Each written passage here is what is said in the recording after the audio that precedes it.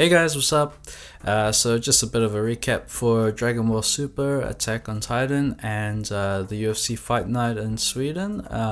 Just the main event actually, because that's all I watched. I listened to the rest through Joe Rogan's Fight Companion, and if you're a fan of the Fight Companion series, you'll know that they don't really talk about the fights, but the main event was definitely worth watching. But anyway, let's get into Dragon Ball Super. So, good episode. It's all just, I think there's probably another like one or two more episodes left before the actual tournament. And yeah, it was just really just sorting out the dilemma with the 10th warrior for the Tournament of Power for Universe 7. Majin Buu is still asleep. Goku went over to try and wake him up. Didn't work. And so while Goku was away, Krillin and Android 18 actually showed up to meet the rest of the guys, Gohan, Piccolo, and Vegeta, and the rest of the crew that was there. And it actually, just by talking to everyone, Krillin then realized that Goku had lied about the money situation. You know, everyone was like, wait, you thought we were getting paid? I didn't know that we were getting paid to, compete or win this tournament. So when Goku came back to tell him the news about Majin Buu, Krillin confronted him and said, hey man, I can't believe you would say that. And he was ready to opt out of the whole thing. He was saying, I'm just mad at the fact that you lied to me, did you think we weren't going to do it? And yeah, it was quite a funny moment. But then at the end of the day, Beerus just came up to him and said, look, you're entering the tournament, you don't have a choice, I'm just going to blow you up either way. So everyone's not quite happy with Goku, but it's Goku. Everyone knows that he meant well. He just didn't want to scare everybody.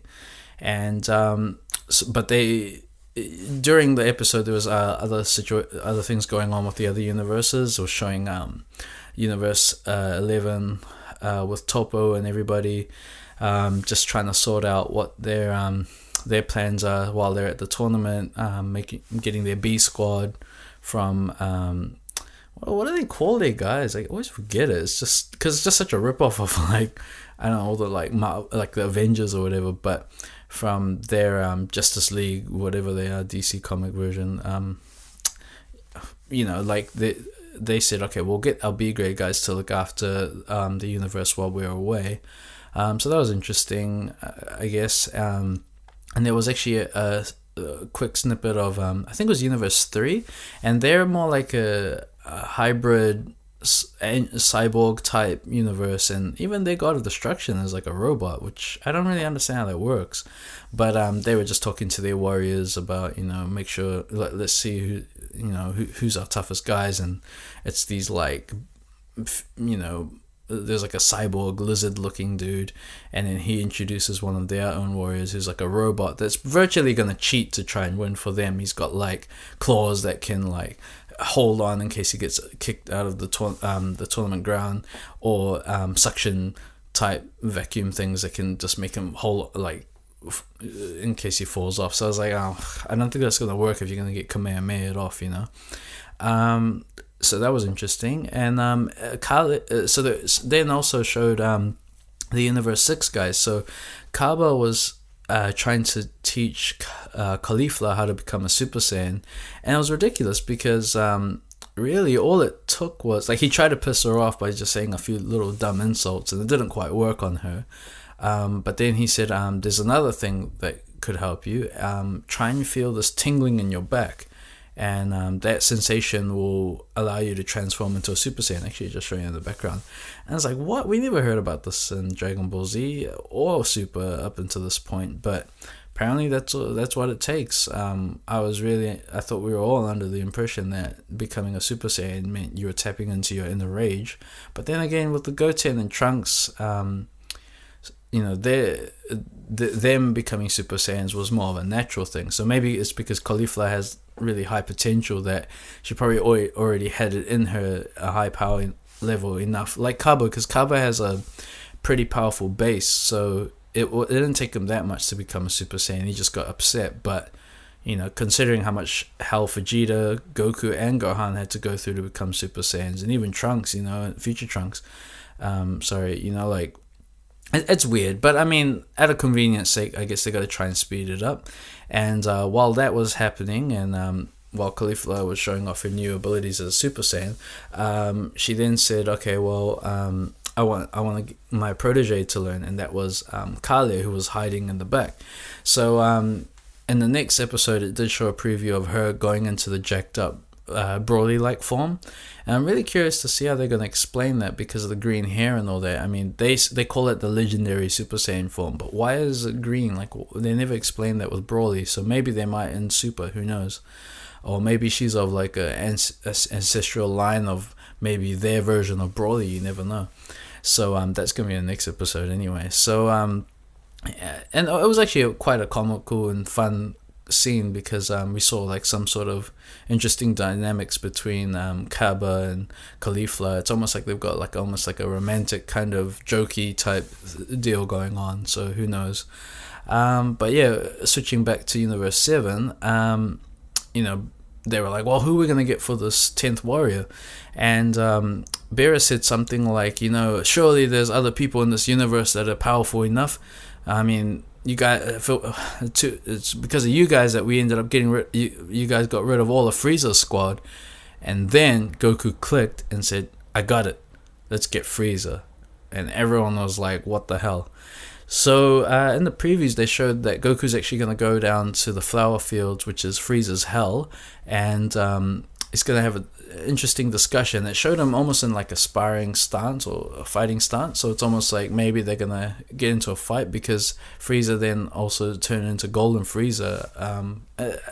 They're really clever with the way they show the previews because they don't really give too much away, but they just like mix scenes together to make it look like it might mean something else. So I'm guessing Frieza's going to be in the tournament, but there's a lot of theories that maybe he's going to turn it down or pull off something and Majin Buu just comes in the nick of time, so who knows. I actually wanted to see a skinny Buu, but Frieza would be cool. Frieza versus Frost, a master level Frost would be pretty cool as well, so it'll be interesting to see, but it's getting there. I'm liking where Super's going. I just really want to see this tournament already, yeah, the Frieza Majin Buu stuff's interesting, but really for me, I want to see Goku and Jiren, face off and see how Vegeta does in this tournament.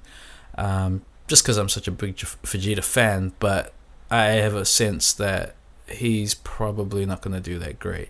It's Vegeta. He always has to fall short somewhere. So, so Dragon Ball Super, I'll give it like a 7.5, almost an 8 out of 10. It's a good episode. It's not a rubbish episode. It was actually fun to watch. It's just, it's not the tournament, so I really want to see that. I've just got so much anticipation for it. Oh, and there was one actually funny scene where it showed Master Roshi apparently mastering his perversion issue, where he'd been sitting in that what looked like an I don't know, like it's like upstairs of like Yamcha's apartment building in like some sort of like caretaker shed, and Puar was just sitting there looking like this cute girl, and Masaroshi's he apparently mastered his perversion, so we'll see. I doubt it. I reckon he's gonna see Caulifla or someone and just like completely just lose that and get a hard on or something and go crazy. But then again, I hope he doesn't. I actually want to see. I don't really want to care that much for all of that. I just really want to see some good fights, and I think most people are in the same trail of thought. I also really want to see Android 17 rock up and see how what he thinks about all of this, and yeah, it's gonna be really cool. But yeah, that's all for Dragon Ball Super. So yeah, on to Attack on Titan. So this episode of Attack on Titan was really interesting for the fact that it's building up to a lot of important storyline, progression. And it was a lot of conversation between Reiner, Berthold, Eren, and Ymir. And already it was within, a couple minutes of their conversation, you could see that Ymir was willing to play along more. But she had also figured out a lot of what was already going on with Bertolt and Reiner, especially because Reiner's going completely insane. Like, he was switching between personalities in a sense. His duty as a soldier to protect the wall, he switched between that Reiner and this obvious bad character that he is. But if you don't know where he comes from in the manga, you're like scratching your head, like, what is going on with this dude, and where do these guys come from? And he did say to Eren and Ymir, we're gonna take you guys back to our hometown, and Eren wants answers, but Eren realized, and because Eren and Ymir are in a crippled state at the moment, so Eren's arms aren't formed completely yet, because I'm guessing the guy's chopped off his arms just for now, and so they're regenerating, and Ymir is kind of in a similar situation, and they're in the forest of the Titans, and there's all these Titans like lurking and watching them, and they've been told by Reiner that we're just waiting for nightfall when the Titans kind of go into their sleep mode, and then we're going to take off and head to our homeland. But then in the conversation he ended up saying something like, at least we protected the wall, and maybe we'll get promoted or something, and it was like, wait a minute, what did he just say? And then Ymir saw the cracks in that. He'd convinced himself that he was actually there to help Eren and them, to help him be a spy or be a mole, for whoever he's working for. So he's conflicted and he feels remorse for what he's done, but at the same time he knows he has to fulfill his duty to whoever he is actually working for. And Ymir even asked him, who's that big monkey Titan, like who was that guy? And Eren doesn't know who this is because he never actually saw this guy. But I guess I could tell you all about the manga and who all those guys are, but maybe I'll do it in a separate video, because I realize there's some people that just don't want to find out yet and want to follow the series in anime form. So there was that going on, and Mikasa and all of the Survey Corp guys on their way to confront and try and rescue Eren and Ymir from Reiner and Bertold. And it really just showed them getting into formation. They're being led by Erwin. I always get his name a bit confused because Erwin, but he's the leader in this situation. And they're approaching, and Bertold and Reiner actually saw them shooting up some flares to signal to the other guys, where to go, and begin they all split into different formations to come into this forest and maybe do some sort of pincer attack on it. But it's gonna be interesting. And even Eren was trying to think of, how am I gonna get out of here? maybe once I've regenerated, I can go on Titan form and get out of here. It shouldn't be that hard. But then Ryan and Bertold have their gear, ODM gear, to actually, they could just cut him down or whatever. So it's kind of like a tough situation he's in, because there's all these other Titans lurking around. So I'm guessing, well, I won't spoil it, but I have an idea of what's going to happen. But it's just really them building up for some big stuff. And I really want to see Mikasa and Levi and all of them get some action in as well, because they're gonna want revenge, and they want to obviously get Eren out of there. But Ymir is more willing to play ball, and in the next episode it did show previews that she's gonna actually reveal a bit more about her past. And it's clear that she even said that it's she hasn't been a Titan for very long, or a shifter. She hasn't been a shifter for very long, so she doesn't even know how the rejuvenation process works, or a regeneration process works, or any of that. They were just being told by Reiner and Bertold, really.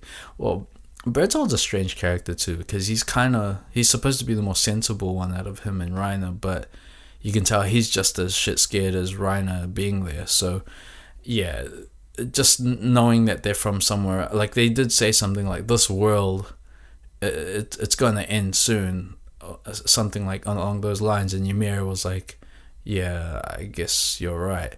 So it's like, there's clearly they're from another place, but where this place is, well, that's going to be revealed soon, hopefully.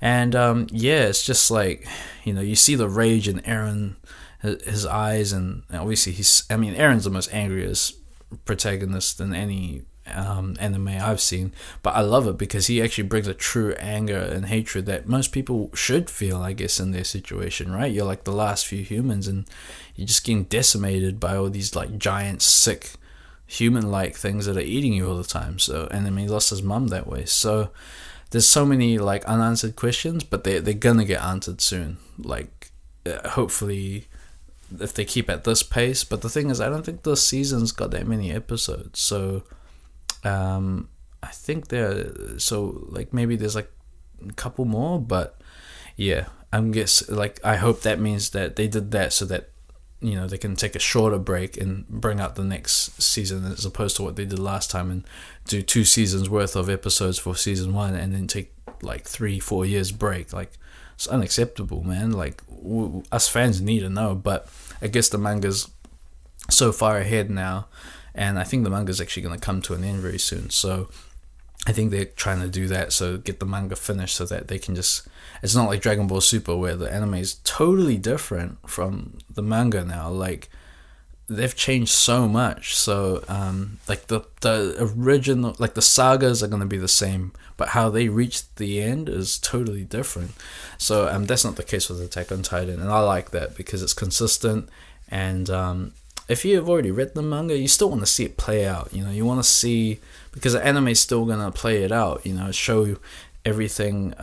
It's up to your imagination how you're going to, like, interpret things in the manga. But when you see things actually play out, it's a lot more fun. So, yeah, another good episode of Attack on Titan. But to me, the best episodes are always when Eren's kicking ass in his Titan form. And I honestly think he kicked Reiner's ass. Like, he even said, "Oh, I must have lost," because he kind of doesn't remember a lot when he's in Titan form, from when he's in Titan form. So yeah, it's getting there. But yeah, that was Attack on Titan, and quick mention of the UFC Fight Night main event with Alexander Gustafsson and Glover Teixeira. That light heavyweight division's really thin, man, at the top, but.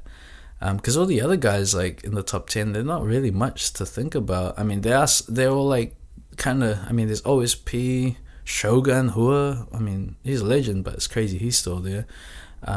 Jimmy Manoa, and, they're good. But, yeah, anyway, Gustafsson, that was an awesome fight to watch. Like, he did some awesome striking. He got out a lot of... he had great takedown defense at the beginning of the fight. And he started. He was just laying in these uppercuts and great combos, awesome footwork. Kind of fighting like a bit like Conor McGregor actually, because he was doing and a bit like Alice Overeem's new style, where he's going in, then he's running out just to go back in, and that kind of works. But you've got to be very careful you don't get cracked by a guy, because that timing when you're running away, that gives the opponent opportunities to try and catch you. You can try and catch the end of you, like running, but Gustafsson's timing is so good that he may run just for a quick bit, but then he'll sprint back in and then lunge in with these jabs and uppercuts. And he actually knocked out Glover, and I'm pretty sure the 5th round with a 3 uppercut combo. It was freaking sick, man. And he knocked Glover's ass out. Glover definitely needs to take a break for a while. He's been knocked out by him and Rumble. And speaking of Rumble, at the end of the fight, or after the fight, Rumble tweeted something saying, that's not how you lay in those uppercuts. I'm getting that itch again. Something along those lines. So it's like, oh, god damn it, Rumble. Are you going to come back? What do you want? You want to fight? You want to spoil Gustafsson's, celebration? I mean, let Alex have one more shot. I think... See how John Jones DC plays out. Whoever wins that, Alexander gets to fight them, and then maybe Rumble comes back. Because from what I've heard, his ventures was something to do with the Rams and something separate to do with a weed shop. And look, man, I have no problem with weed, but like that business has almost become saturated, especially in the LA market, from what I hear in the States. So maybe it backfired, maybe it's not going to happen. So maybe he's like thinking, shit, maybe I could do with another big fight. I mean, he doesn't really get hurt in fights much. I mean, he threw that fight against DC, which pissed me off because I knew he could win that fight. I mean, he just fought a way that he would get the least damage done on him. So yeah, and at the end of the fight, Alexander Gustafsson proposed to his long-term partner, and they've got a child together, and that was awesome. And Sweden has a lot to celebrate for that fight, and I'd like to see him win the title. He's nearly there. It's just what I can't see him is him beating John Jones or DC. We saw the fight. Some people think he won that fight against DC. I disagree. I think DC had it. It was pretty well composed. He controlled the fight more than some people realize. And I mean, he did some crazy takedowns, or more like suplexes, really, on Alexander. And those are the things you gotta look out for with a guy like DC. And then with John Jones, he was winning that fight until he got hurt with that spinning elbow, and that was a John Jones who didn't train, apparently. So imagine if he actually trained. I'm pretty sure he's gonna kick Alexander Gustafsson's ass, but we don't know yet. But I think he's earned the right to be the next number one contender after John Jones DC, if that match even happens. But apparently Jimmy Manuwa is on standby for that fight, so who knows what's gonna happen. Maybe Manuwa will have to step in, but Manuwa and Gustafsson are good friends, but I know Gustafsson's knocked his ass out before, so I don't think he has a problem doing it again. So yeah, that was all my recap for the weekend stuff. Sorry it was a bit late. I just had a few things going on. It's Ramadan time for me as well, so I'm fasting, and happy Ramadan to everybody. And I just want to say, there's been a lot of bad news going on at the moment. There was the Manchester bombing, and it's really unfortunate, man. And as someone who's a Muslim, it's really hard to see these things happen. And I spoke out on Facebook about how I'm really frustrated with these terrorist guys doing this sort of stuff, and I just want peace, man. And I know there's a lot of Muslims that want the same thing, and it's tough for us because it's one of those things, man. Like, I heard in Perth there was some Muslim guys trying to do like a speak out against terrorism and do this kind of thing on the street where ask me anything about Islam and I can tell you, and it's a step in the right direction. Unfortunately though, there are going to be a lot of people that aren't willing to listen, and it's just a tough situation, man. A lot of these guys that do these things, they're coming from a bad place in their lives, and they think that they have to hurt people to be in a better place. But it really hurts, man, to see that poor people are gonna get, innocent people are getting hurt over some crazy people that misinterpret our religion. And I want to put my prayers and thoughts out there for the victims, and I'm praying for you guys and your families. And damn, man, like I just wish these guys would stop doing this stuff, like whoever they are, whether they're real Muslims or whatever they think they are, like just, cut this stuff out, guys. Like, it's not right, man.